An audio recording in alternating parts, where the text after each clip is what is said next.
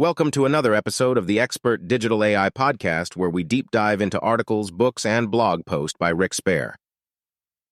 Okay, so today we are diving deep into the world where AI and the Internet of Things, they kind of like collide. Yeah, forget the Jetsons, right? This is about your refrigerator figuring out your grocery list before you do, or your car, like predicting a breakdown before you even hear a weird noise. Seriously, we're talking about the stuff that's actually happening, not just like some far-off fantasy. And the cool thing is we're basing our deep dive today on, well, this guy, Rick Spair, he's been in the thick of digital transformation for like over 3 decades. Yeah, his blog post, Harnessing the Potential of AI and IoT, Enhancing Connectivity and Efficiency, it really got me thinking, He's saying that this isn't just like making things a bit faster or a little more convenient. It's way bigger. Okay, so just to make sure everyone's on the same page, let's define our terms. What exactly are we talking about when we say AI and IoT, and why should we care that they're basically teaming up? Well, you're already living with AI,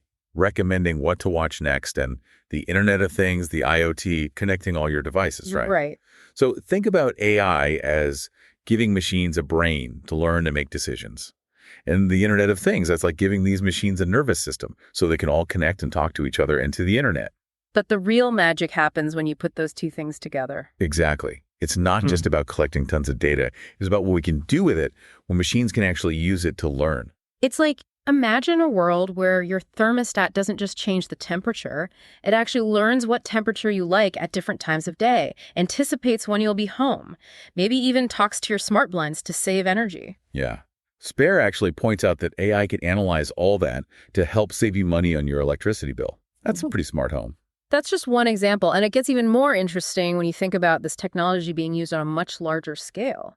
Spair talks about how AI and IoT could completely change entire industries, making them way more efficient, way more productive. And not just more efficient. Think about like a factory where AI-powered sensors can predict when a machine's going to break down before it actually happens. Saves a lot of money, right? Wow. And what about healthcare, where we can use real-time patients' data to create personalized treatment plans? It sounds like we're on the edge of a total revolution in how much we can get done. I'm ready for my own AI assistant and a self-driving car. Sign me up. Right. But before we get too excited, we have to talk about some of the possible downsides, because Spair does mention those too. Right. There are always two sides to every coin. Yeah, I mean, with all this talk of super connected devices and data flying around, it makes you wonder about privacy and security, right? Definitely. And it's something Spair brings up as like a really important point. With so many devices gathering information, there's always the risk of like data breaches or someone misusing that information. It's like all these smart gadgets could become, vulnerabilities if we're not careful, right? Right, exactly. Spair talks about the need for, really strong security measures, not just for the devices themselves, but also the networks they use in those big data centers where everything's stored. So it's a much bigger problem than just having a good password. It is. He says it requires tech companies, policymakers, even everyday users like us to work together. So it's like a shared responsibility to make sure this stuff is used safely. Exactly. Okay, so security is one big concern, but Spair also talks about how AI and IoT could affect jobs, and that's something a lot of people are worried about. Yeah, it's a common concern for sure. And it makes sense, right? If machines start doing more and more tasks, what happens to the people who used to do those jobs? It's like, are robots going to replace us all? Well, Spair doesn't see it as a simple case of robots taking over. He uses the word augmentation a lot. It's more about AI helping us do things better, not necessarily replacing us entirely. So instead of being afraid of losing our jobs, we should be thinking about how we can work with AI to, be more productive and creative. Exactly. We need to be ready to learn new skills and adapt. Yeah. It's like any big change. It comes with challenges, but also opportunities. So we should be focusing on what we're good at, those uniquely human skills, and let AI handle the rest. Yeah, I think so. Spair seems to think that's where the real potential lies. It's a whole new way of thinking about work. It is.